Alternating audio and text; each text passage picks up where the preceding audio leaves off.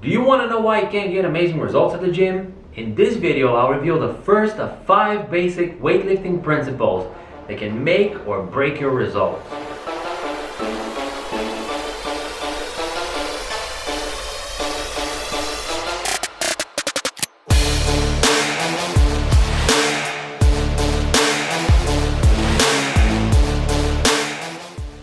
Hey guys, I'm Simeon and this is my new channel dedicated to simplifying complex exercise science and helping you transform your body.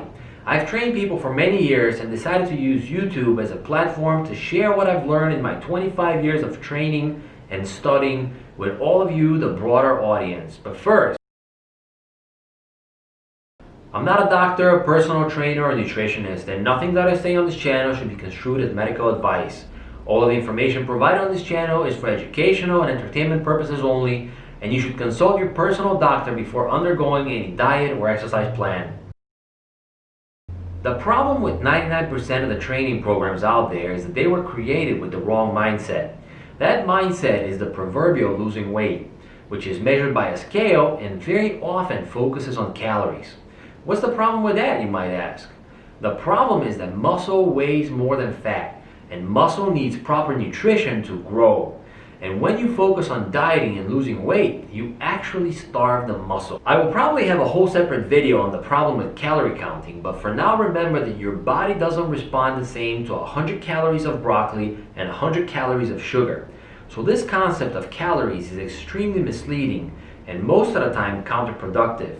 Instead, you should focus on proper nutrition to fuel your muscles. So why should we focus on building muscle instead of losing weight?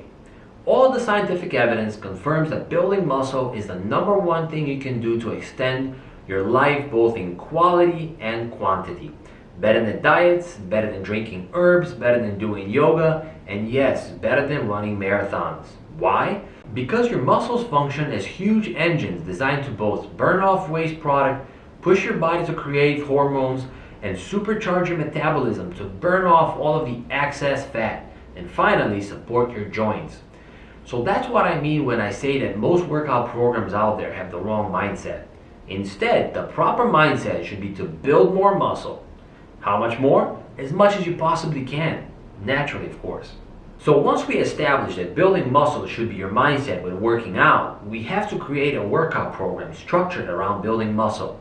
Now, you may be thinking that all of the workout programs are designed to build muscle, but you would be wrong. Here we come back to the same old problem where many workout programs are designed to burn calories. How do we know that? Because they advertise burning 300 calories or 600 calories in an hour. Most of them love talking about the benefits of high-intensity interval training, but end up selling you a washed-out version of interval training mixed in with a whole lot of cardio just to get you sweaty and feeling like you're doing a whole lot. When in reality, the focus becomes calories burned during the workout, instead of building muscle that will burn calories 24/7. On this channel, we care only for building muscle and providing the proper nutrition to do so. For that purpose, I created a short acronym that you should always keep in mind regardless of which exercise you're doing or which muscle group you're working on. That acronym is FIRST. In today's video, I'll explain the first letter of that acronym, which stands for fiber. For our purposes, let's say that our muscles have 2 main types of muscle fibers, and depending on the function of the muscle and how we use it, the proportion of each fiber group might differ. Anyways, the first type of muscle fiber is the slow twitch muscle fibers. Those fibers are basically our marathon fibers. That is why muscle groups that get used all day, like your neck, your forearms, your calves, your core, are predominantly slow twitch fibers. Not to say that there are no other groups of muscle fibers in those muscle groups that I just listed, but all it means is that because of their constant use, they are more slow twitch dominant. Slow twitch muscle fibers are usually activated when lifting a weight that is about less than 60% of your one-time maximum. And in case you don't know what your one-time maximum is, for the sake of simplicity, let's say that if you can lift something more than 15 or 20 times, then you're more likely than not using your slow twitch muscle fibers.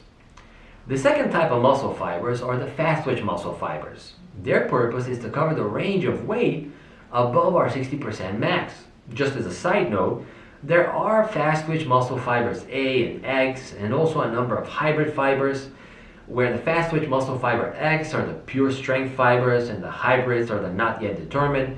But we won't get into that too deep, because for our purposes, what you need to remember is that training fast twitch muscle fibers is your goal for building big, beautiful muscles. Just a note for all the ladies who look at professional bodybuilders and think that they don't want to look like that if they build more muscle.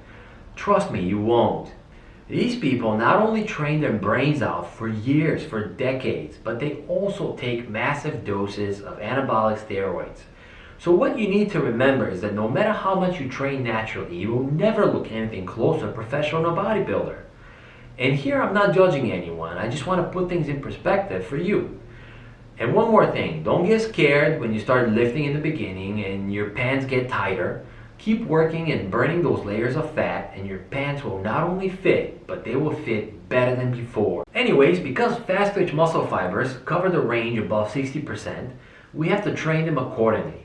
For that purpose, bodybuilders train in a pyramid, where they begin with a weight that they can lift 12 to 15 times, and progressively increase the weight until they get to a weight that they can lift only 5 or 6 times. Then they progressively decrease the weight until they can go back to lifting that weight 12 to 15 times. Now you may be wondering, why not go all the way to 100% or max out? The answer is simple. Our main goal is to build muscle mass and not strength. Powerlifters and weightlifters, on the other hand, focus on maxing out because they only care about strength and not size. Another thing to remember is that most people start out with a general 50-50 split between slow twitch and fast twitch muscle fibers.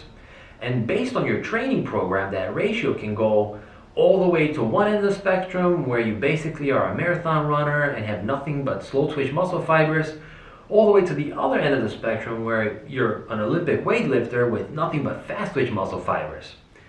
So when doing any exercise, always think, which muscle fiber are you activating? Because if you're lifting such a light weight that you can only lift it 30 times, then you're definitely working on slow twitch muscle fiber and should not expect a huge result. As a side note, that is why body weight exercises like push-ups produce a very limited result, because ultimately your body adapts to any weight you throw at it. So the only way to continue to progressively overload the muscle is to stimulate more growth by continually increasing the weights. This is all for this video on muscle fiber. Hit the like and subscribe button so you can be notified when I release next week's video on the second weightlifting principle and the second letter of my acronym. See ya!